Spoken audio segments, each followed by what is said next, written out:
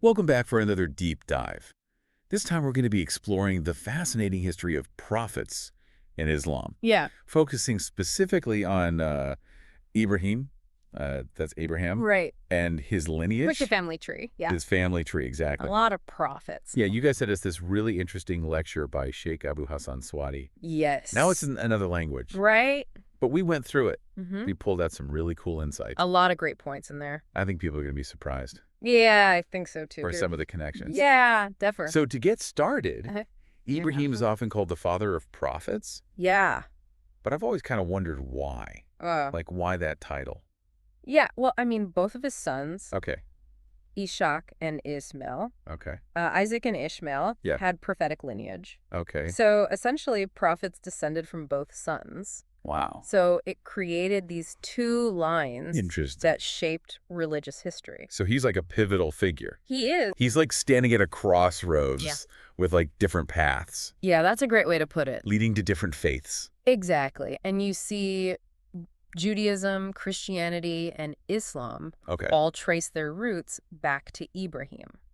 Oh, wow. So he's like a common ancestor. That's remarkable. Yeah. Now, I know that the lecture Mm-hmm. focuses on the Islamic perspective. Right. And I'm curious about those lineages and how they play out. Okay. I've heard the term Bani Israel, Yes. children of Israel, Yes. but I'm not quite sure how it fits into this whole. Yeah. So Bani Israel refers specifically to the descendants of Yaqub, Okay, who was the son of Ishaq, okay, grandson of Ibrahim. got it. And that lineage eventually leads to Prophet Muhammad, peace be upon him. Okay, And that's why it's central to the Islamic understanding of prophetic history. so that's one branch Mm-hmm. of the family tree. Right. What about Ismail? So Where does he fit in? while the line of prophets leading to Prophet Muhammad goes through Ishaq, Ismail plays a crucial role in another key aspect of Islam, the Kaaba.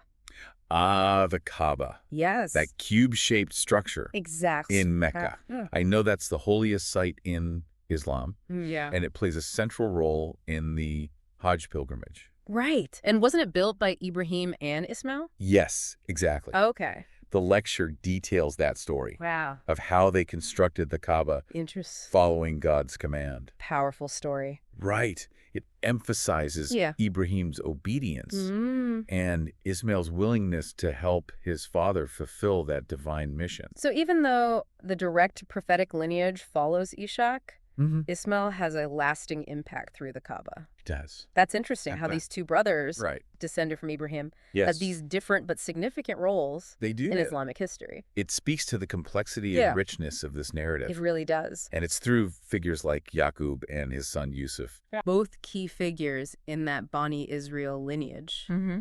that we see that legacy of Ibrahim continue to unfold. That makes me wonder, what were some of the standout moments or insights from the lecture Sure. regarding these figures? Was there anything that surprised you?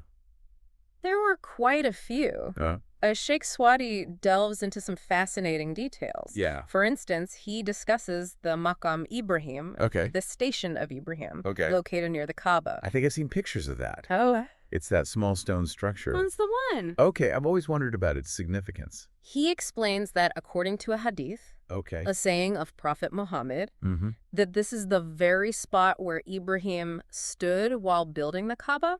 Oh, wow. So it serves as a physical reminder Yeah. of his presence and that profound act of constructing this sacred site. So it's like that small structure Mm-hmm.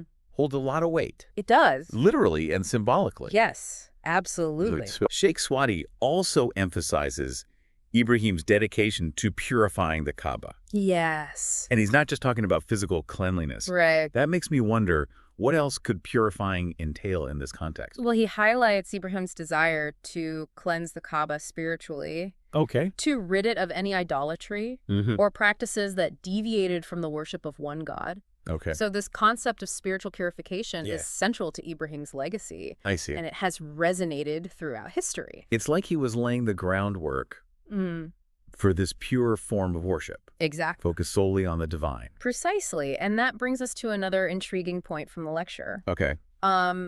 You see, there's a belief Mm. that believers in the afterlife Okay. will have a particular fragrance. A fragrance? Yes. That's a detail I wouldn't have expected. Yeah. What's the reasoning behind that belief? So Sheikh Swati shares a story about a Jewish man who passed away Okay.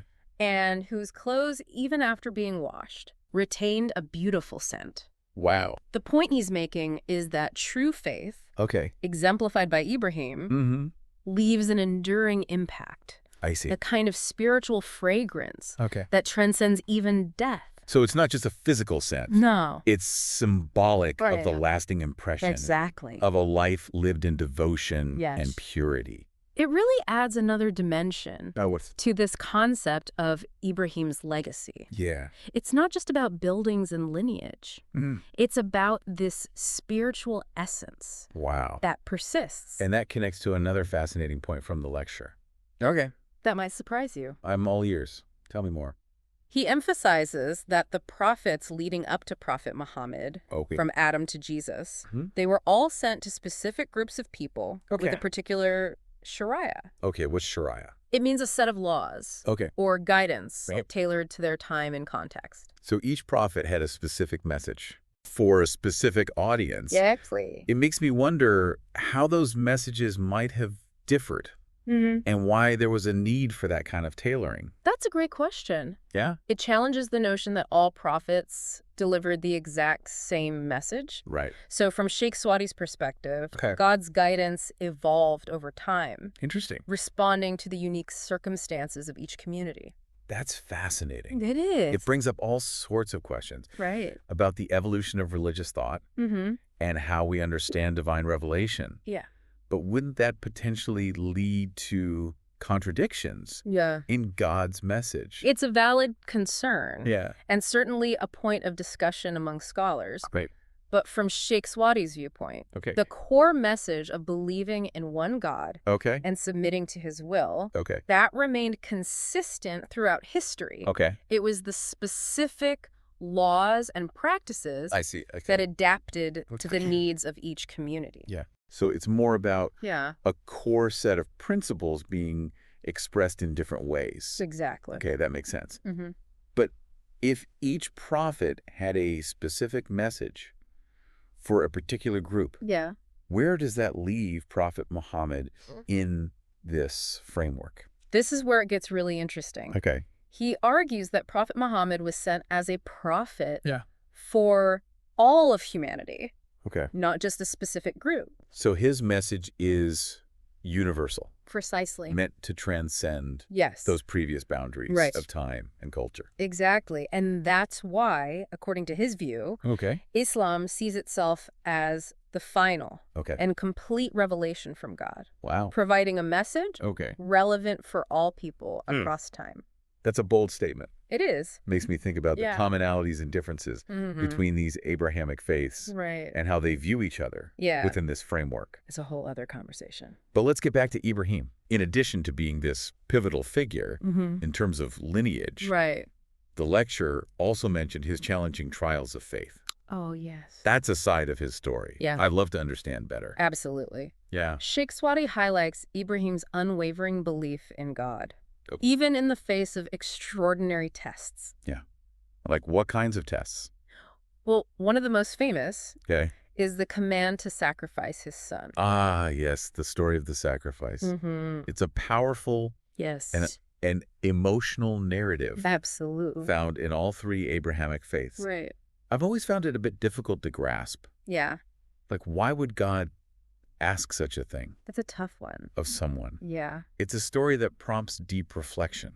It does. It's meant to highlight Yes. Ibrahim's absolute submission to God's will. Exactly. He was willing to make the ultimate sacrifice. Yes. It's hard to fathom that level of faith. It makes you consider Yeah. what true faith really means. Right? Like, is it about blind obedience? Mm-hmm. Or is there something more to it? That's the crux of the story. Yeah. It's not just about following orders. Oh. It's about that internal struggle, the questioning, Yeah. and ultimately the triumph of faith over doubt. Okay. The story emphasizes that True belief Mm. often involves wrestling with difficult questions Yeah. and confronting our own limitations. Well, of course, in the end, Yeah. he doesn't actually have to go through with the sacrifice, right? That's right. Okay. God intervenes Yeah. and provides a ram to sacrifice instead. Okay. It's a moment of immense relief Mm. and a powerful symbol of God's mercy Yeah. and reward for Ibrahim's unwavering devotion. Even though I know the ending, Right. it's still a heavy story to contemplate. It is.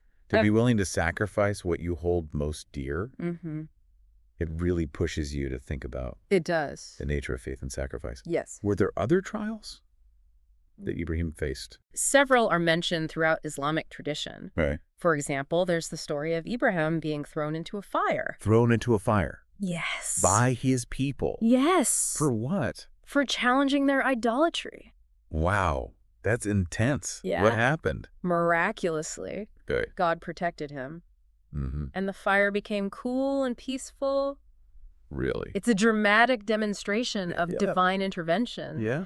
and a testament to Ibrahim's unwavering belief, Mm-hmm. even when facing persecution. It makes you wonder about the inner strength Right. it must have taken to stand up It's incredible. for his beliefs Yes. in such a hostile environment. Yeah, These stories are pretty powerful, they are. and I can see why they've resonated for centuries. Exactly. They're not just historical anecdotes. They Mm. offer guidance Okay. and inspiration for navigating Yeah. the complexities of life and faith. Mm-hmm. We see in Ibrahim a model of resilience, Okay. surrender, and unwavering belief, Right. even when confronted with unimaginable challenges. So far, this deep dive has taken us from Ibrahim's family tree Mm-hmm. to the building of the Kaaba, Yes. now into these profound stories of faith and sacrifice. Right. It's amazing how these threads intertwine Yeah, to create such a rich tapestry of meaning. it is. But before we move on to Ibrahim's broader legacy, Okay. I'm curious what stood out to you the most in our exploration so far. For me, it's the interconnectedness of everything. Yeah. The way his lineage, his actions, and the stories about him connect history, faith, and geography. Yeah, It's fascinating it is. and deeply meaningful. Yeah. It's a reminder that despite our differences, Mm. we share common human experiences, Yeah, particularly in our search for meaning and Right. connection with something larger than ourselves. that's beautifully put. Thank you. It makes me think about how these stories continue to resonate with people They do. centuries later. Yeah. They offer a glimpse Mm-hmm. into the struggles and triumphs Yes. of those who came before us, Right. reminding us that we're not alone Exactly. in our own journeys of faith and Yeah, yeah. searching for purpose. Absolutely. And that's what makes this deep dive so captivating. It is. We're not just learning facts. Oh, no. We're exploring the very essence Yes. of what it means to be human, Right. to grapple with questions of faith, Mhm. purpose, Yeah. and our place in the world. Well said. Speaking of purpose, Yeah. I'm eager to explore Ibrahim's legacy Okay. beyond his family tree. Sure. We've touched on his influence Mm-hmm. through the Kaaba and the Hajj, Right. but what else did he contribute to the world that made Mhm. him such a pivotal figure? That's where we really start to see the breadth of his impact. Okay. Ibrahim wasn't just a prophet. Mm-hmm. He was a builder, Okay. a leader, Yeah, and a model of faith for generations to come. I see. His legacy extends far beyond his immediate descendants and Okay. has shaped the course of religious history Wow. in profound ways. I'm ready to dive into that. Let's do it. Let's explore how his story continues to unfold Yeah. and impact the world today. So, Ibrahim's legacy, Yeah. it goes way beyond his family tree. It really does. It goes beyond just fatherhood. I mean, he was a founder. What do you mean by that? Well, he's considered like a patriarch of Ah. monotheism. Okay. You know, a champion of this belief in one God. That's a huge concept, especially Yeah. considering the time he lived in. Absolutely. He was going against the grain, you know, challenging those prevailing polytheistic beliefs. Right. So in a way, he was laying the foundation Yeah. for the development of Judaism, Christianity. and- Exactly. Well, His yeah. teachings and his life story Yeah. became like these cornerstones for these major religions, Yeah. you know, shaping their core beliefs. It's amazing how one person's conviction I know, it's incredible. can have such a ripple effect across centuries. Really is. And it's not just about beliefs. Yeah. Remember we talked about the Kaaba? Yeah. That construction by Ibrahim and Ishmael? Yeah. That's a tangible, Right. physical... It's not just an idea Exactly. or a concept. It's a structure Yeah. that has stood for centuries. And continues to draw millions of pilgrims every year. Exactly. And even the rituals of Hajj, the annual pilgrimage to Mecca, those are deeply rooted in Ibrahim's actions and teachings. Circling the Kaaba, running between the hills of Safa and Marwa, symbolically stoning the devil. Exactly. All those actions are reenactments of events associated with Ibrahim and his family. His influence is woven into the fabric of religious practice. It really is. You know, both tangible and intangible. You see it in the beliefs, the rituals, the stories, the very landscape of Mecca itself. Deep dive. I know, right? Has been quite a journey. It has. We started with a question about Ibrahim's lineage. Yeah, we did. And we ended up exploring the origins of monotheism, the construction of the Kaaba, the significance of Hajj. And so much more. And yet, we've only just scratched the surface. There's so much depth to uncover. Absolutely. So many layers of meaning and interpretation. It's incredible. Embedded in these stories. It makes you realize how much there is to learn. It really does. And how one simple question can lead to a whole world of discovery. I know. As we wrap up. Okay. I want to leave you with a thought. Okay. We've seen how Ibrahim is considered this common ancestor in Judaism, Christianity, and Islam. A shared heritage that spans across faiths. Exactly. So knowing this, how do you think this shared connection could contribute to greater understanding and dialogue between these religions? That's a powerful question to ponder. It is. It really highlights the potential for unity and empathy. Yes. Across different belief systems. It's something to think about as you continue your own exploration of Ibrahim's life and legacy. Thank you for joining us on this deep dive. It's been a pleasure. It's been an enlightening journey. It has. And we hope it sparked a curiosity in you. Yes. To learn even more. Until next time. Yeah. Keep exploring, keep questioning, and keep diving deep.